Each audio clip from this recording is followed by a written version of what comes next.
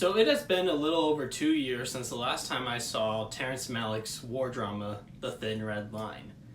And I remember just really enjoying it. But now that it's been like 2 years, I thought I kind of want a fresher rewatch to see if my opinion has changed or not. And I brought Thade along with me to watch it since he'd never seen it and I wanted to show him something truly breathtaking. And yet, my opinion has not changed. This movie is still fantastic. I want to start off with the acting, because the acting in here is just incredible.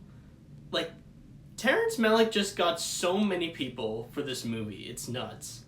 You have the calm and peacefulness of Jim Caviezel, the anger and corruption of Nick Nolte, and just so many other great talents like Sean Penn, Tim Blake Nelson, Ben Chaplin, George Clooney, Adrian Brody, and just a whole bunch of others. Any scene with Caviezel and Penn just talking is perfect. Martin Scorsese put it best by saying, like, what's the narrative? I don't really see, like, much of a narrative in The Thin Red Line. And I think that's one of the things that makes it, like, so unique compared to other war films coming out around this time. So sometimes you don't always have to have a narrative to tell a really good story. Hans Zimmer's score is also just so beautiful and ethereal and just so many other things. Like, this really is like one of his best scores he's ever done for anything. I also like just... Alright. Now, usually in war films, they're usually like more heroically portrayed and all. And when like a character dies, it's usually like in a much more drawn out dramatic way. But in here, this movie just does not shy away from just seeing characters just get shortly executed and just seeing the horrors and the honest look of what war really is. In a way, it's kind of like the Transformers movie.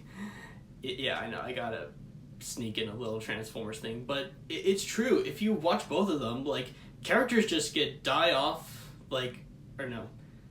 Like, if you watch both of these movies, you'll see that characters die in a more disturbing way. Like, it's nuts, really. Now, one of the other things to know about this movie was that it was, like, way longer when it was in post-production, and that Adrian Brody was, like, the main character. So they cut a lot of stuff out, because, like, that's something Malick does. He usually shoots a lot of footage, and so that happens. And the fact that they were able to make such a beautiful and wonderful movie and still have it be so coherent, that's impressive. That is just, like, really impressive. Honestly, I don't know what else to say about this movie. It is, like, one of Malick's best, and it's the most unique war film ever. I adore this movie so much. But I think you guys have already heard enough of what I think of it. Let's see what the Thadester has to say. Thanks, Luke. Overall, in my, general opinion, The Thin Red Line is a great film. But there's some glaring issues that kind of knock it down from not being a full-on masterpiece, in my opinion. First off, though, let's start with the positives. I thought the most strong part of this movie was its depiction of war. Unlike many of its contemporary films in the World War II genre from the 90s, The Thin Red Line portrays war how it actually is. Just completely horrible and horrifying for all the soldiers that had to endure it. Terrence Malick really does show how horrible and kind of terrifying that war can be on just a human level. All the characters in the film suffer horrific injuries. They suffer events that will cause them to eventually have PTSD and stuff in the future. It really does just portray how terrible war is. And unlike many of the other films during this time period that kind of portray war as just this heroic and great thing, which in some cases there are heroes in war, but overall, though, war is bad, and I do like that The Thin Red Line doesn't shy away from that. It shows the horrors of war really well. Additionally, too, the acting in this film is really good. Sean Penn and most of the other like great assortment of cast members that were all kind of like famous '90s actors from the time, I thought they all did great. The score from Hans Zimmer was amazing. It really set the scene for a lot of these battles and for kind of like the scenery around them where they're fighting these intense battles in like a beautiful place. I really thought that was great. The score really helped highlight like the difference between the battle scenes and the serene nature that was surrounding the soldiers on this island. Additionally, too, the cinematography was great. I thought the battle scenes were really well shot, and on the same time, or like at the same time, the surrounding environments where you kind of see the beautiful trees and stuff in the background, I thought that was great too.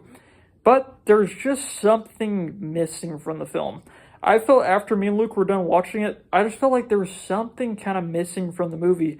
And Luke showed me that after we got done watching the film, their movie was originally supposed to be 5 hours long, and Adrian Brody was supposed to be the main character. If you watch the film, he's only in the movie for like 2 minutes of the entire film and really doesn't have too many like speaking roles and isn't really like a protagonist in the movie. I believe that if his character was actually like, if his whole storyline was put back into the film, this film would be a masterpiece. Because in my opinion, the main character that we have in the movie, Private Witt, he kind of just seems like a weak main character in my opinion. From how I saw the movie, he seemed like he should have just been a side character. And I believe, even though I haven't seen the alternative 5-hour cut, I believe a lot of the story was with Adrian Brody's character. And I think Terrence Malick kind of made a big mistake of just cutting that whole part out, because there's a lot of just story kind of missing from this movie, where if it was right there, it would elevate this movie from a great film into a masterpiece.